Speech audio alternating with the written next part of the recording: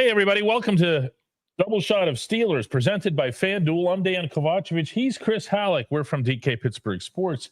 We're wondering if we're going to be able to fly to Los Angeles tomorrow. Do you know something I don't? Apparently I do. They're canceling flights all over the place, and San Francisco just shut down. So this would be, which would give the San Francisco airport something in common with the government, which is shut down. Oh boy, that's what's happening here. Yeah, I've been doing my Chargers homework all day. I haven't. Yeah, good stuff. Well, that's okay because it's close enough that we can just drive if there's no flights. Yeah, just like New Jersey. or take high-speed rail, which is almost as funny as whether or not you could pull that off. Yeah. Anyway, so not to ruin your afternoon there, but who knows what's going to happen tomorrow. We're supposed to have a not one way. Geez, that'd be weird. Direct. No, nonstop. Yeah, to LAX out of Pittsburgh via American Airlines. So, according to Todd here, you're just going to hoof it. Yeah. No. Really? Not even from North Versailles? You're already part of the way out there. Oh, wait, no, that's the wrong direction. Oh, my God, your walk is even longer. And I'm not at North Versailles. That's I know. I know. I just can never remember because you use townships. We were once forbidden to use townships in newspapers. Yeah. So I always block out the township when somebody says it. Guys, it's Steelers versus Chargers, whether we're there or not, at 8:22 p.m. Sunday at SoFi Stadium in Inglewood, California. It represents, you know what? Can we just pretend it's some really, really big game? I mean, better question, can the Steelers pretend that it's some really, really big game? Because that seems to be when they find their best selves. You know, between what just happened now, this past weekend, Jonnu Smith and Jalen Ramsey, and what happened before that with Mike Tomlin giving his speech to the team in advance of the game in Dublin, talking about the importance of winning that game for Mr. Rooney, what Ireland meant to the Rooney family. Come up with something, man. Get mad about air traffic control. Do something. Chris? Yeah, I mean, yes. I mean, the problem is, and I don't know how teams approach this because I think there are a number of different ways you can approach it. I think that whole thing, like treat every game like a playoff game, starts to kind of wear off after a while.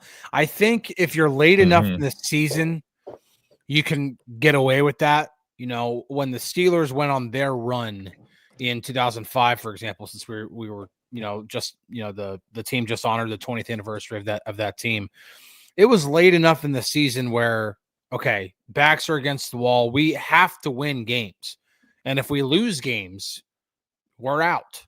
And that 2023 team had to do the same thing. They were 3 games out. It's like, we got to win every one the rest of the way. And there's, when you have 9 games remaining, it's kind of hard to keep that up. You got a half of a season, more than half of a season to go. So I think there are only so many pregame speeches or night before speeches that you have at your disposal. Kurt Russell's awesome speech in the Miracle movie was amazing the first time you watch it. And it's still amazing every time I watch the movie, but it never hits the same way it did the first time you watch the movie.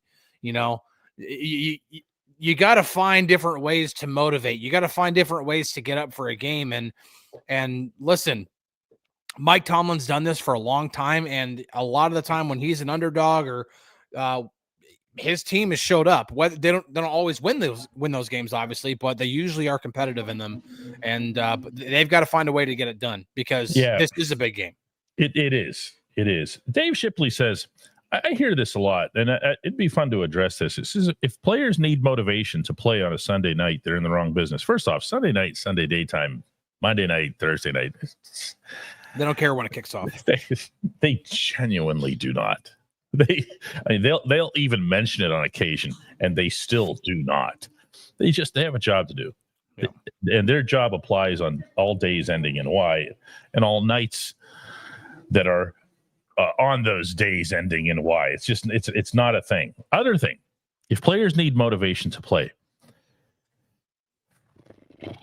are you at 105% every day, Dave? When you get up, you're just like, I'm ready. I'm ready. I am Dave Shipley. Hear me roar. I'm going to knock my head through that cement wall over there, and I'm going to Dave Shipley all of you. It's not going to happen. It's not going to happen. We're not all feeling it. I'm not going to lie to you. Walking over here today, I wasn't feeling it. I still might not be. And you still do it. Yeah. You can tell yourself, I'm going to push through this. I'm going to be tough. I'm going to be whatever. But like Chris just said, you can't sell yourself on that sort of thing again and again and again. Is it a big game? Of course it is. Are they all big games? Of course they are. Are they being very handsomely compensated in a lot of cases? Oh, you bet. But it's human nature is human nature. Did you guys watch the hockey game last night? Yeah. How do you give up 3-goal leads in back-to-back games when you've got a team that genuinely cares? How do you do that? Then how do you find the way deep inside to rise above a quality opponent and beat them anyway, like the Penguins also did? I went around that room and I asked, and I got all the usual, because they don't know either. You can tell yourself, this is game 7. This is it. We're going for the Stanley Cup. You're not. I mean, I can even pull on like personal experience from this. Like, I'm a really competitive person. Every time like I would play hockey and I'd step on the rink, there'd be like, we're about to enter a third period or something like that. We're down by a couple goals. And I could sit there and try to tell myself like, all right, this is third period of the championship game. And if we don't come back and tie this thing or come back and win this thing, like we lose it. When you can tell yourself while you're sitting there on the bench, grabbing your water, but then as soon as you get back on the rink again, it becomes about the game again. Like, players aren't thinking about like what's going to motivate them when they're on the field. They're singularly focused on this play, then the next play, then the next play. Then that's what they're focused on. And then when they're on the sideline, they're not sitting there thinking like, how can I be more motivated to go play better? Like, no, they're trying to make adjustments on the sideline before the next time the offense or defense, whatever side, goes out on the field. That's what they do. That's what athletics is all about. It's about being immersed in the game itself. It's not all about motivation. And that's why I don't think, like, again, like the speeches that happen are cool and they're awesome, but they don't happen as often in real life as people think they do.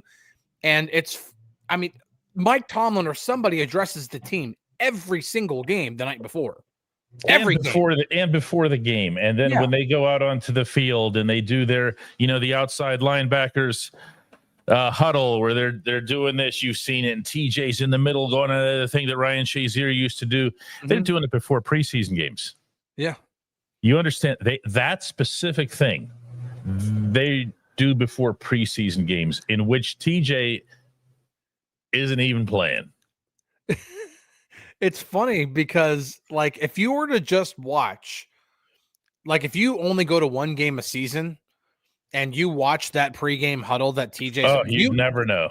You'd think that TJ had never given that speech before, and that defense is about to look like the 1976 Steel Curtain defense and just shut everything down. He does that before every single game, every single one, and they're always that energetic.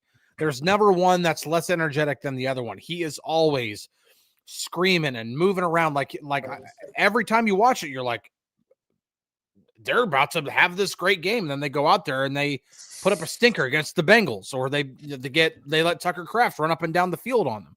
I do want it on the record, by the way, that we love Dave Shipley. Shipley's I'm not picking on Dave. I'm just having some fun. Just let's be really clear about that. Really, really clear. Dave's been a long time supporter and everything here. That was not a criticism of what he said. It's they're not. We're not. And we're not. One thing you don't hear us do a whole lot of. We have the Friday Insider feature on DK Pittsburgh Sports, but you don't hear me and Chris refer to it ourselves as we're the insiders on the. We're not. Yeah. Okay. Inside means inside. That means them. That's their world. We have access to it X number of hours per week. We have access to it after the game.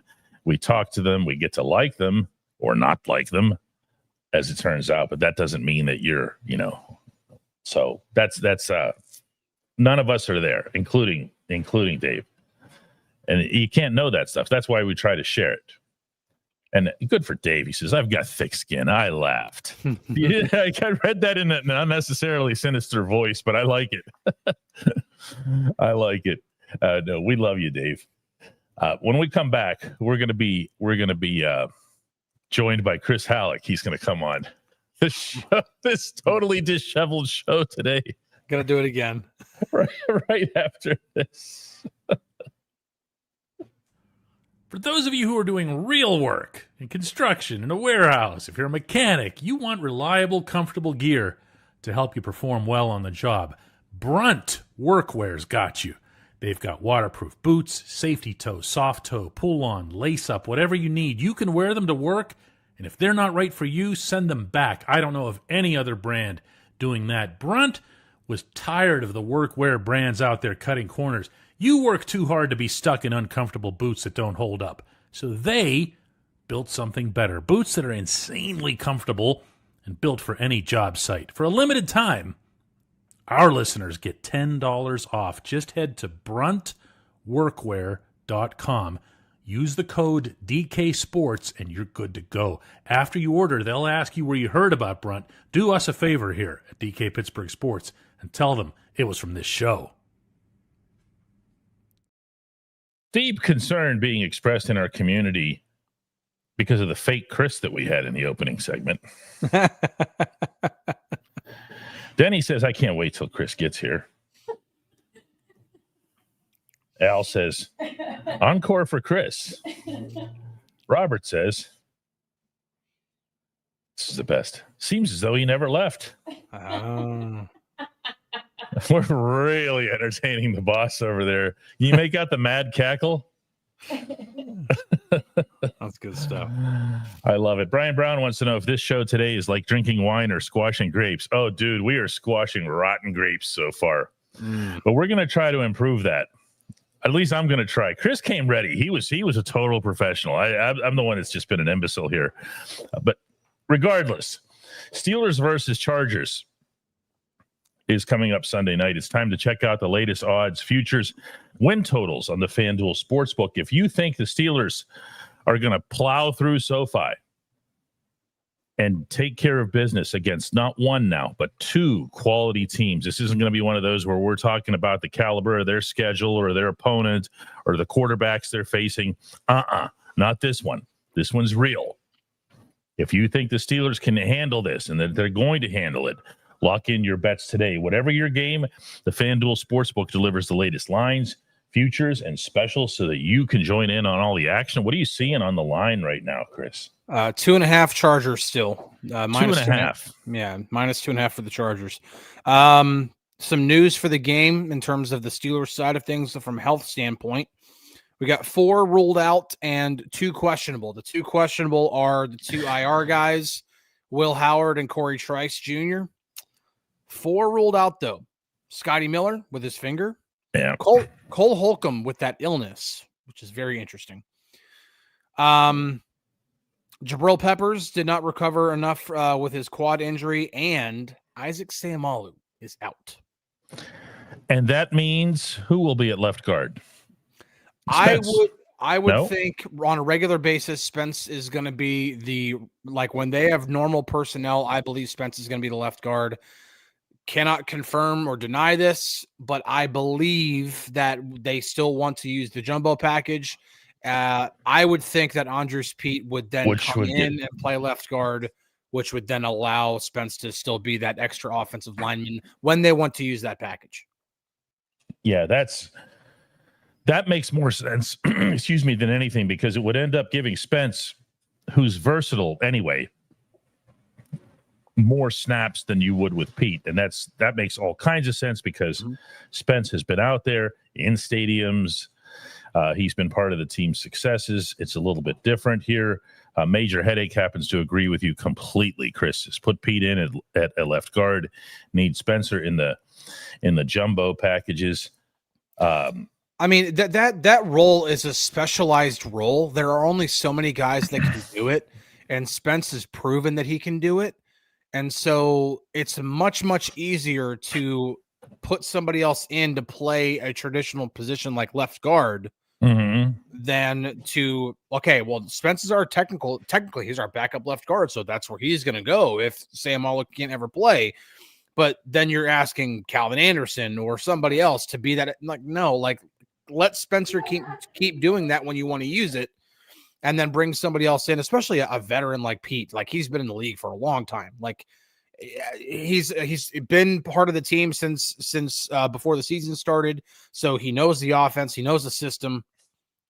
He's a football player. Yeah, it's an easier plug and play though. He's a football player, and this isn't like you're pulling somebody off the practice squad who's never done it. Right.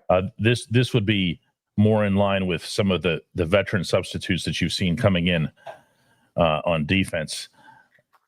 Every time I'm looking here I had a really good question here I was going to put up. No, it's not about traveling well. Nobody's traveling well this weekend. Let's be very clear. Now I'm very, very paranoid. Yeah, I think we kind of should be, because I already got my little thing from American Airlines. If you'd like to switch your, no, don't make that offer. This one comes from Lil Ruga, who says, should it be concerning how much Troy Fautanu is progressing over Broderick Jones at this point?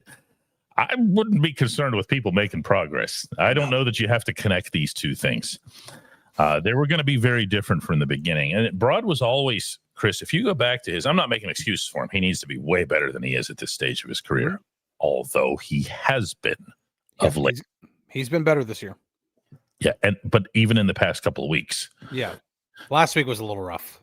He has shown better in a general sense, right? Yes, agreed. Okay. Broad was always going to be the guy that you were going to have to build up. He was the one raw. He was raw.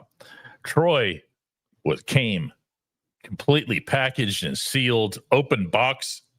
Watch him play. Yep. His first game in the National Football League, he was the highest graded player at any position. That's somebody who's ready to go against the Denver front. Against the Denver front out there, in the altitude and everything else that was supposed to be so damaging here. I don't know that we're giving Troy enough love in general. No, we're not. Troy has been really, really good. All the stuff we were saying last year about Zach Frazier, and rightfully so, we should be saying this year about Troy. He had his best game as a professional against the Colts. I don't remember seeing a bad snap. Honestly, I don't remember seeing a one other than the snap of that dude's spine when he oh my goodness, knocked him back. I mean, just completely leveled him. Again, coming out of college, it's not the same thing, because Broad, especially in pass protection, was very, very raw. Footwork all over the place. It was going to take a lot of coaching and a lot of polishing. Troy came out very polished. He's very athletic on top of that. He was already good with his footwork. He was already good with his hands. And then he just gets better. And again, I'm going to go back to this because we like to blame Pat Meyer for the lack of development with Broad. We also need to give Pat Meyer a lot of credit for coaching Troy Fautanu, because no, we don't. See how that works? Yeah. I mean, Pat Meyer doesn't get any credit for Frazier, doesn't get any credit for Fautanu. He just stinks because of Broad. Or McCormick, fourth rounder out of South Dakota State. Yeah. I mean, and also, again, just to go on that whole fourth round pick thing, again, we got Nick Herbig, we've got Mason McCormick. Like we got some really good 4th round picks, in Omar's draft so far. So yeah. Our old friend Butthole, who hasn't been around all that much, comes in with a couple bucks and says, "Who's the team's biggest surprise so far? Is it Broad? I don't know that Broad getting better should surprise anybody. I get because of what we just said. My choice for biggest surprise so far, unless you have one, Chris. I got this question in my life. Go ahead. All right, so you're equipped for it. Go ahead. I'll think. Yeah, I actually went with Darnell. And the reason why was not because I didn't think he was capable of doing anything the way he's done it this season, but given the number of tight ends that the Steelers have with Pat Freiermuth and Jonnu Smith and those guys, like I was thinking like Darnell's not going to be used as much as fans, but no, he's been utilized. I mean, he's out snapping these guys. He's out snapping Freiermuth and Jonnu. He's really good as a blocker, and he's taken a step forward as a pass catcher and as a route runner. It's not like he's not Travis Kelce and Rob Gronkowski running around out there, but he's getting himself open. He's making catches that he should. He's dropped a couple that he probably shouldn't have as well. I mean, the one down near the goal line hit him between the 8 and the 0, and he didn't catch it, and it would have been a touchdown. Like it's not always been great, but at the same time, I still think with not just him as the player taking a step forward, but also how much they're using him. That's been my biggest surprise. I still don't know that I have one, and I've been giving it a lot of thought here, like one player that would really jump out. I have been literally surprised by a couple of things. One is that Kenny Gainwell is a lot better than what I thought. I know the fan base seems to go back and forth on him, but Kenny has really gotten the job done, and he's been a very real compliment to Jaylen Warren. The reason that I sound maybe a little hesitatish when I say that is that I think he actually still gets too much of the snap count versus what you want from Warren. The other one I'd be remiss if I didn't mention is the one that probably everybody's yelling at their screen right now, which is that Aaron Rodgers himself, just the way he carries himself, everything about Rodgers to me has been a surprise. And you can shove it in my face and say, it shouldn't have been, but it was. Defensively, I would say, oh man, I mean, I'm not going to lie and say that I didn't see the emergence of Peyton Wilson coming. I don't know that I thought it would be this big over what he's done over the past couple of weeks. He needs to sustain that, obviously. Yeah. In order to have some sort of epic breakout and move his way into stardom in the NFL. Yeah. I don't know that he's there, but he is sure poking his head at that ceiling. Oh no, he keeps stacking performances like this. Again, it was a rough game against the Packers, but Peyton Wilson played with his hair on fire. And then when the rest of the defense was playing well against the Colts, he was one of those guys that was right there playing great. Really, really good case for being the best player on the field. Even though Alex Highsmith did get Defensive Player of the Week honors for the numbers that he put up, which, Highsmith also played a great game. Peyton Wilson's been great, though. He really has. And if he can continue stacking performances like this is what you want to see. Like this, like what we talk about, like the future of the Steelers. It's not just about like drafting that future quarterback. It's also about what we're just talking about, that offensive line continuing to develop and become an actual unit. It's Peyton Wilson becoming a legitimate player in the middle of that defense. It's the guys that they've drafted becoming players that you can keep as part of this core moving forward. Like that's a requirement. That's a great way to look at it, because that's when you go back historically over drafts, for better or worse, depending on whatever your objective is, as you're studying Steelers drafts, if it's over a 20-year span, 10-year span, 5 years, whatever it is, what you're looking for aren't your guys. Yeah, they were here for a while and they got some things done. You do this, you do the scan. And you go, oh, look, TJ Watt. And you keep going. Okay, now not every pick is going to be TJ at the end of the first round. No. But you can see guys that jump up and you say, hey, that player made an impact in Pittsburgh. I mean, Kevin Colbert was on a heater for a decade in the 2000s. I mean, I'm just going to rattle off players right now. Plexico Burris, Marvell Smith, Clark Higgins. These are players that I believe were contributors. Casey Hampton, first round. Kendrell Bell was good. He was great for a year. Yeah. Kendall Simmons. Kendall Simmons, Antoine Randall L., Chris Hope, Larry Foote in the 4th round. Veron Hayes in the 5th round. Brett Kiesel in the 7th round. Troy Polamalu in the 1st round. Ike Taylor in the 4th round. Ike in the 4th round. Ben Roethlisberger, obviously. Max Starks in the 3rd round. Heath Miller, 1st round. Bryant McFadden in the 2nd round. Trey Essex in the 3rd round. Chris Kimoyatu, who was a starting guard on the team in 2008. Yes, he was. 6th round pick. I mean, I'm literally halfway through the decade. I'm not even at Santonio Holmes or Lawrence Timmons or like you can rattle off. He drafted over and over and over and over again and kept getting players. They weren't all stars, but so many of them became players that were regular contributors, that were starters, or that were strong rotational players. Like that's what you want to do. Not every player from every draft. Not every draft's going to be the 72 draft or the 74 draft. Sorry. Not every draft is going to be that. But if you can get, like, I look at that 23 class right now, Omar's 23 class, and you look at Broderick Jones, you'd like to see more out of that 1st round pick. Sure. But Joey Porter Jr. has been good. You want to see a little bit more out of Keanu Benton. But again, Darnell Washington, huge step forward this year. Nick Herbig, we can't stop screaming for Nick Herbig to be on the field. Spencer Anderson was a 7th round pick. Like you're looking at that class right now, it's still looking pretty good. And if Broad really does turn into a legitimate player, if he can turn into that guy, that's a good class. Mark Cunningham points out AB, who of course was a 6th rounder. Juju was a 2nd rounder. The Steelers had a nice little run there of 2nd rounders, at least in terms of potential. They ended up all being a little bit goofy, but Lamar Woodley was a 2nd round pick in different ways. Lamar was a great 2nd round pick, especially when you get to the purpose with which they drafted him. William Gay in the 5th in 07. Like big play, Willie Gay to you, pal. I mean, he wasn't the most consistent corner, but like he earned the name Big Play Willie Gay for a reason. Yeah. Mike Wallace. Yeah, there's been some draft picks. And anyway, that's kind of the point here. That's a lot of the stuff that we've been talking about as it relates to the quarterback position.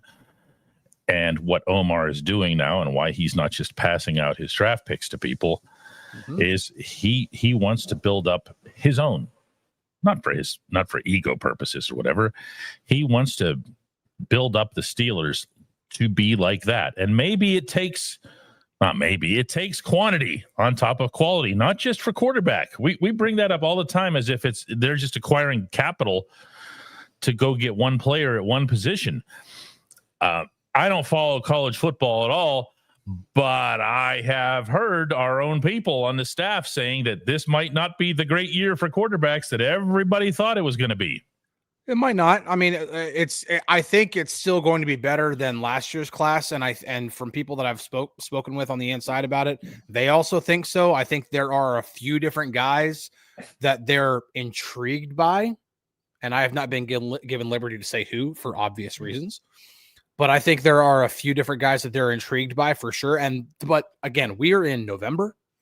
We're still multiple weeks away from Thanksgiving. There's still the rest of the college season to be played out. There's still the Senior Bowl. There's the Combine. There's the pre-draft process. There's a long way to go before we get to April and the monstrosity that they're going to build on the North Shore for the draft.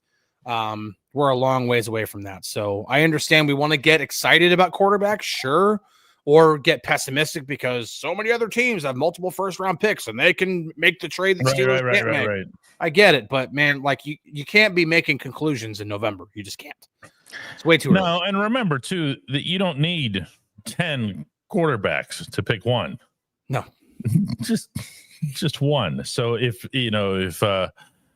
Penn State's quarterback was injured, actually, and lost for the season, is he done? Is he toast? Did he put enough on film? That's for the professionals to determine. Manning, is he the younger brother? Is that what he is? He's a nephew. Okay. Yeah. Apparently did not start well. No, but he's bounced back a little bit. He's had He some good has? performances. Okay. But I still don't think he's all coming the out. bombastic headlines that it was, oh my God, he's so terrible. He could get things straightened out in a big hurry. And then there's always the Will Howard effect. Will Howard is here. He's already here. Yeah. The national championship quarterback was here. So we don't know that. What we do know is that it only takes one pick. All it takes. Jay is asking about Corey Trice. Corey's hurt. He had a knee injury after he came back. Now he did not. No, a lot of people don't know that. That's why I bring it up. I think people think because he came off of IR, and like 3 minutes later he was hurt again. It was literally the next day. Yeah, I mean what a wonderful kid too. I mean, to see the pain. I'm not talking about physical pain here. That these guys go through, the younger players in particular. Yeah. To work the way they do to get to the NFL and then to have that taken away from them by something that for the most part they can't control. I remember that with Senquez Golson and the shoulder. What was that about? When was Senquez? As long as we're getting into draft picks. He was a second rounder, I believe, out of LSU. It was a few years ago. And he came back to Latrobe after missing a year. He was ready to go. And then he went down again. And she's like, what are you going to do, man? 2015. Yeah. Okay. So it was 10 years ago. Yeah. But he was so fired up and one of those happy, kind of like Trice, super intelligent kid who's got a big smile on his face, real friendly, works his rear end off with everybody, learned from Calvin Austin how to handle the year off, and comes back and it's taken away again. And then he comes back again this season, and now something happens with the knee. Tough luck is an understatement. Not to mention, I mean, let's get real here. 7th round pick who had a clear path here and maybe still does to make an impact. You're missing a lot of money. Mm-hmm. Like an unimaginable amount of money compared to what you're actually going to receive by being in the NFL as an injured guy for a couple of years. Big deal. Who hates someone for being hurt? What is that? The Trice hate. You don't hate somebody for getting hurt unless, if you look at him and he shows up like, 20 pounds overweight, if coaches and teammates are whispering about whether or not they do the proper stretches and stuff like that, go ahead and hate the guy. That just never happens.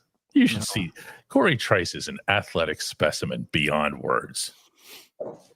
And I mean, I'm talking about just his physique. Wow. Help me out. Come to Trice's defense here, Chris. No, I get it.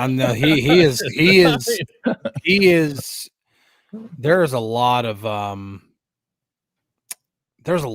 for Corey Trice in that room. Yeah, I think that's a great way to phrase it. Yeah. A lot of love for him in that room and a lot of respect for him in that room. But what are you going to do? You have to, at this point, the Steelers are very clearly going to go with the secondary that they have. And Jordan wants to know, as long as we're getting updates on everybody here, about Jabril Peppers. He's rolled out. Quad injuries. OUTT out.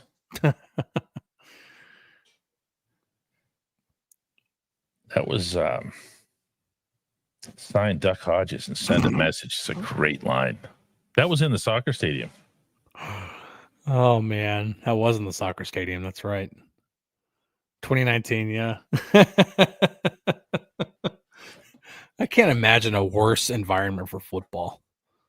Like soccer stadium? American football. Well, the place only held that's what I'm saying. Was Carson City, I think it was. That it held like 20,000. Yeah, that's what I'm saying. You don't think that's awesome? 20,000 packed in tight. Okay. No, not for an American football game. I guess it'd be different. I think. Okay, I'll put it this way. I like to think about like the different stadiums that can be that American football can be played in overseas. And I think that they will find different places to play, like in England or maybe even Scotland, just, and I'm a Chelsea fan and I love the idea of having an NFL game at Stamford Bridge, but Stamford Bridge doesn't even hold 40,000 people. Or if it does, it's like barely over. It's not a big stadium. And I'm like, no, there's no way an American football game should be played there. Like, no. Now, Borussia Dortmund, who the Steelers actually have a partnership with, and they have the big yellow wall, and like that stadium holds a lot of people.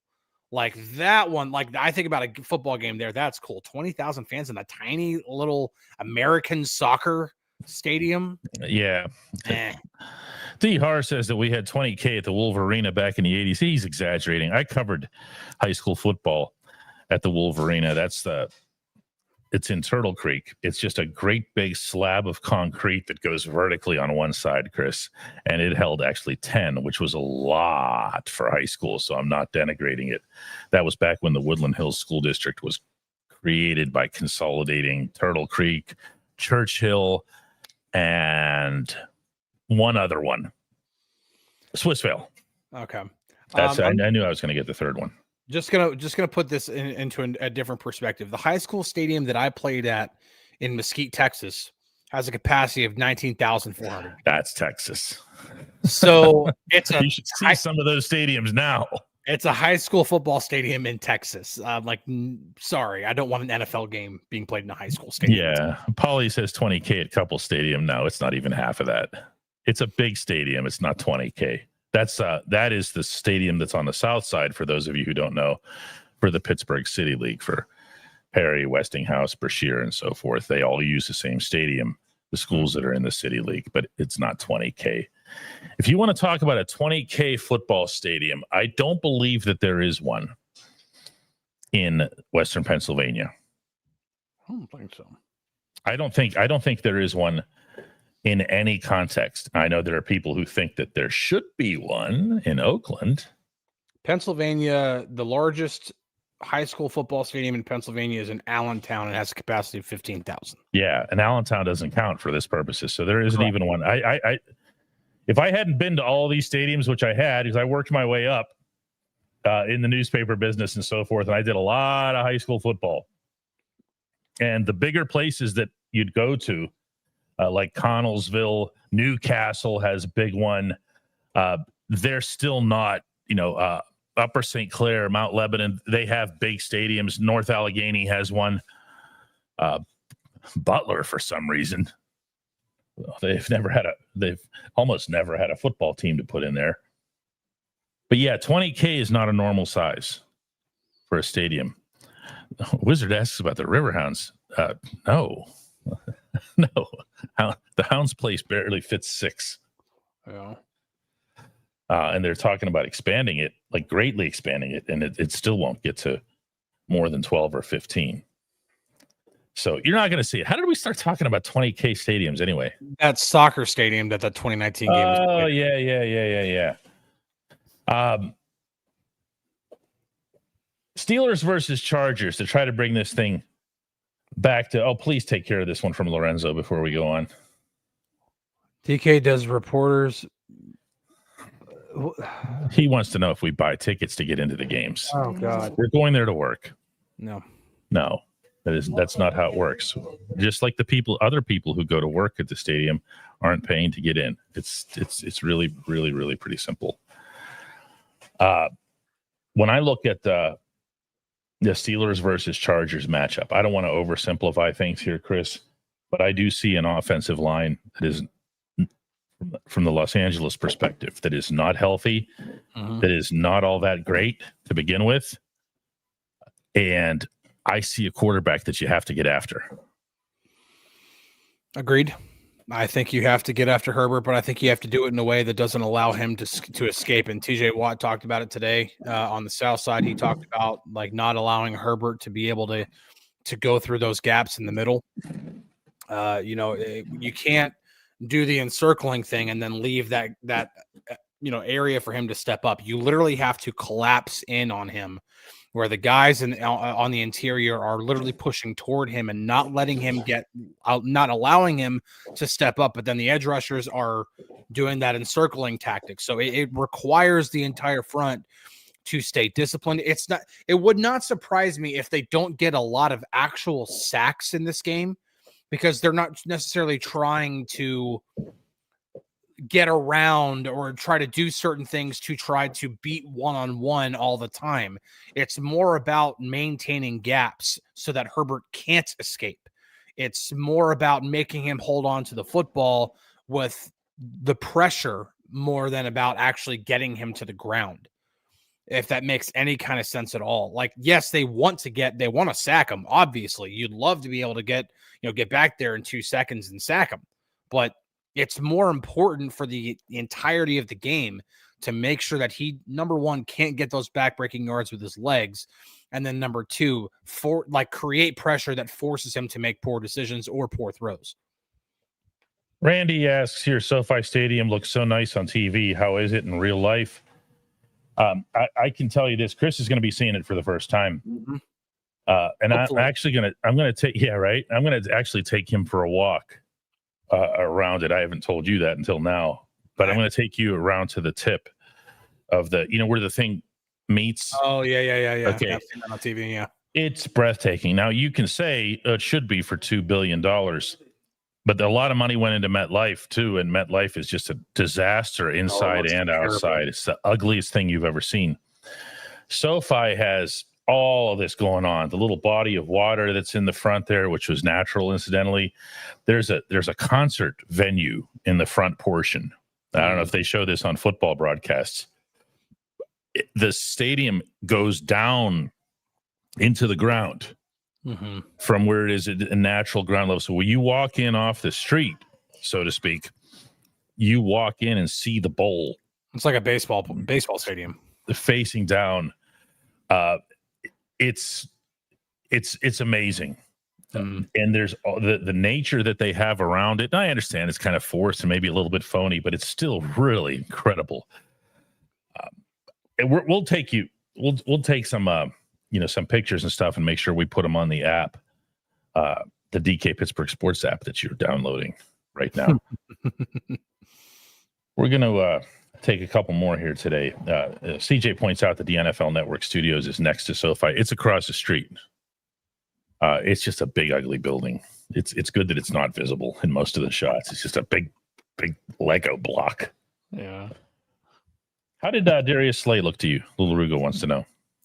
I thought he was better against the Colts, but I also thought he was better mainly because the Steelers were deploying schematics and coverages that play to his strengths now as a 34-year-old, not as who he was when he was coming out of college, or even in the prime of his career. It's a lot more read and react when you play a lot more cover 4, cover 6, cover 2. It's a lot more read and react definitely not press man coverage where you're asking him to run with guys. That's not what you should be asking Darius Slay to do anymore. But if the Steelers continue now, Taylor Lawson, of course, he's not going to tip his hand, nor should he. But if they do continue to become more of a too high defense, or at least use a lot more too high than they were in the first 8 weeks of the season, then I think Darius Slay will be better. I don't think he will be getting burned or making fans as upset as he was when the Steelers were asking him to do things that do not play to his strengths right now. So overall, I thought he was much, much better against the Colts.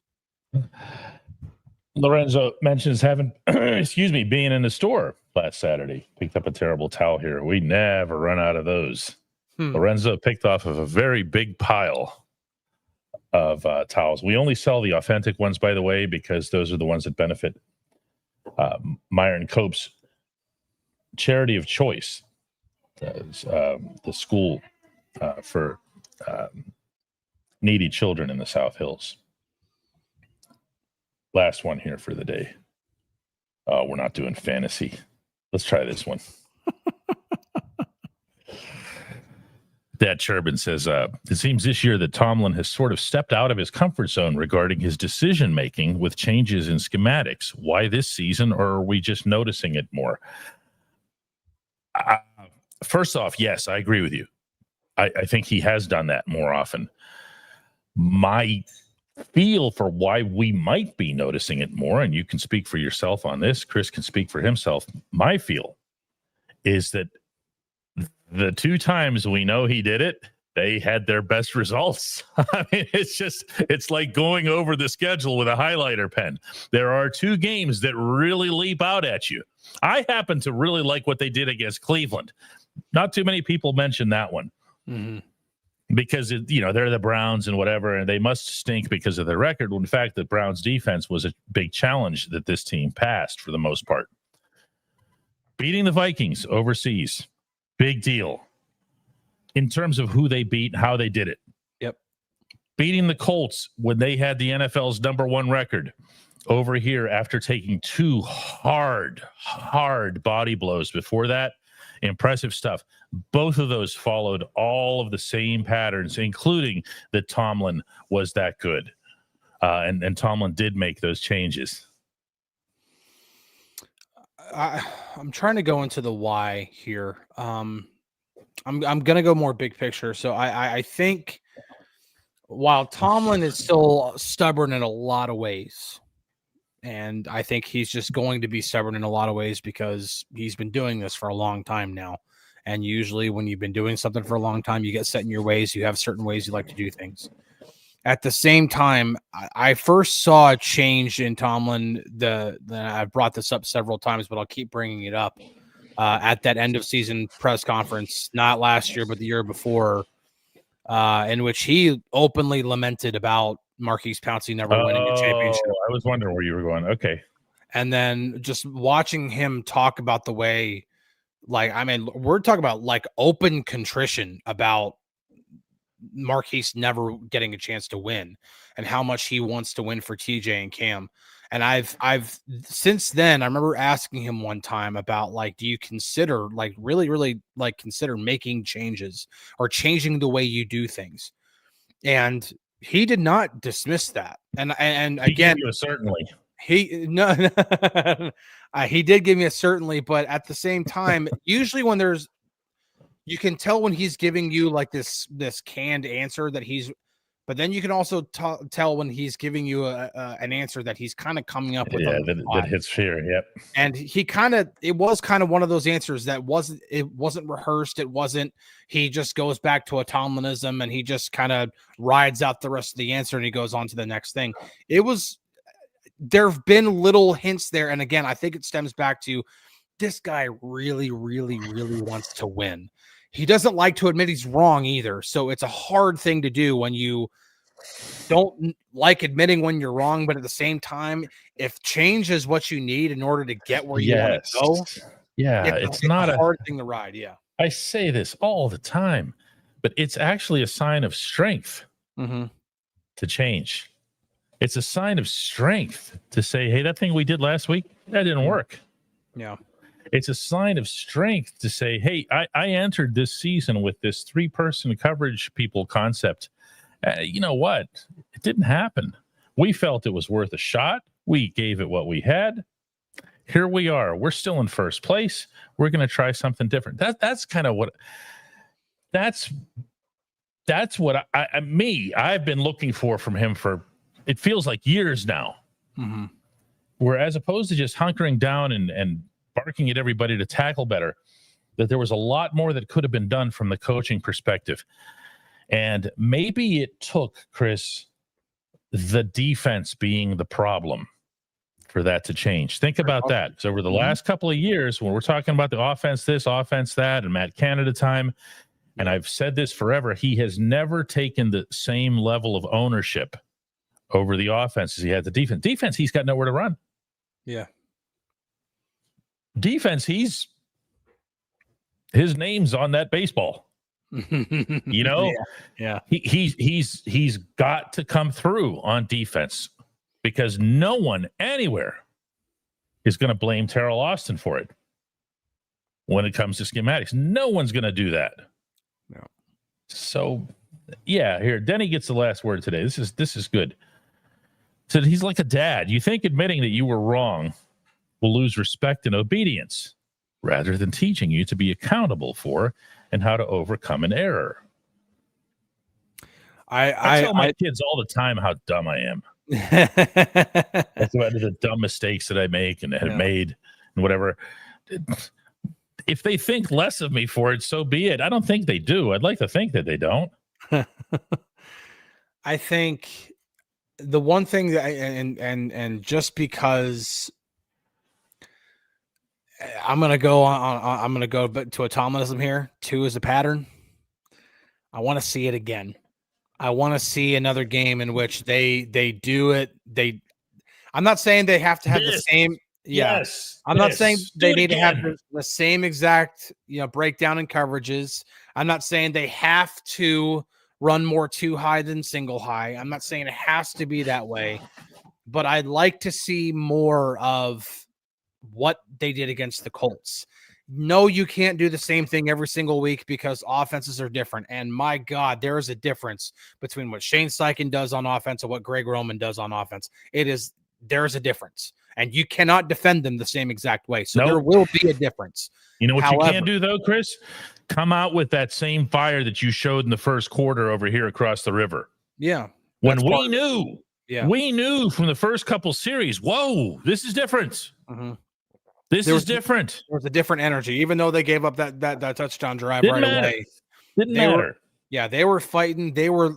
I mean, Jalen Ramsey was laying Tyler out multiple times. I mean, they were playing physical. They were playing with a lot of fire, but then the schematics started to catch up with the fire. They started to get everything together. They were playing in sync. I do think the schematic changes need to stay. Again, it doesn't have to be the same exact breakdown, but again, use schematics, use coverages that play to your players' strengths.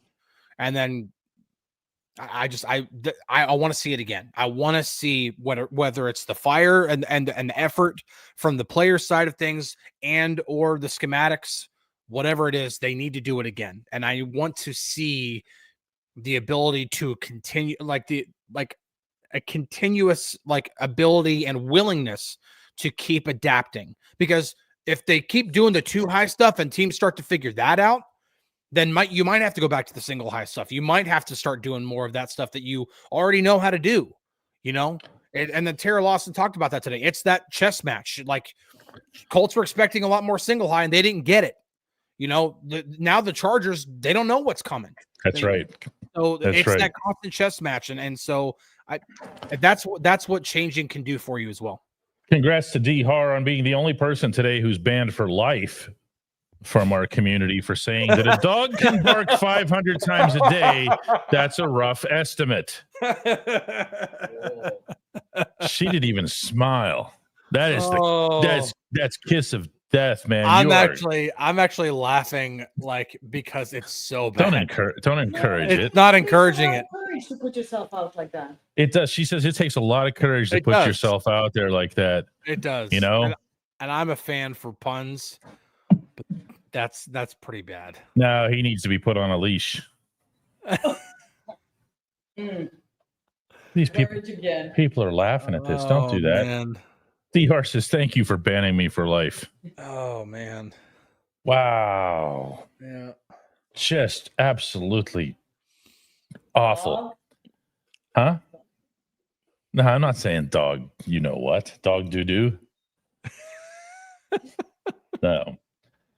Guys, go get the app. If you go get the app, the best thing that can happen to you in your life is that I'll stop pawning off the app. You see what I mean? Think about it. If everybody gets the app, right? First off, we get 7 billion downloads, which would be awesome. Right? Just like all of China, just that alone, we would do well. Go get the app, and from there, send me an email, dk@dkpittsburghsports.com, and from there, I will send you a massive discount that you will not say no to the premium level of that app. Guy, you're trying way too hard here. We're out of here. Maybe we might be stuck here all weekend for all we know. We'll see how air traffic control goes or whether or not the government reopens and all that other stuff. So, all right, guys, My God, they thought it was a great show. Yeah, exactly. They thought this was a great show. This was Bar is low. the bar is really, really low at this stage of the process. Stanton Smith wants to know what kind of shoes frogs wear. Open-toed sandals. I'll bet you there's biologists who will tell you that frogs and toads are not the same thing, thus invalidating your wicked attempt at humor and your futile attempt at humor. Yeah, the bar was definitely lowered here by D-Har. See you guys from SoFi Stadium in Inglewood, California. Maybe. Bye-bye.